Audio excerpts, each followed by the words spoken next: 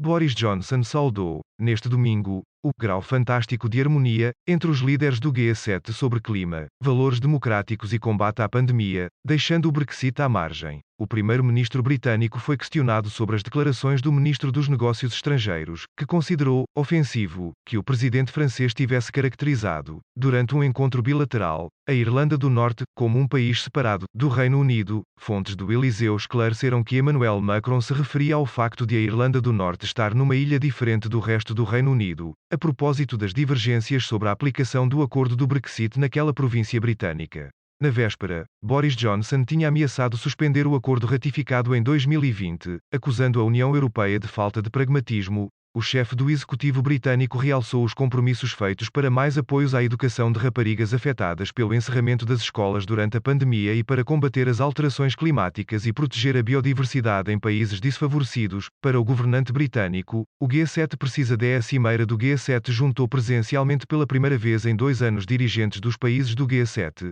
Alemanha, Canadá, Estados Unidos, França, Itália, Japão e Reino Unido, e da União Europeia. Para esta edição foram convidados os líderes da Austrália, África do Sul, Coreia do Sul e Índia.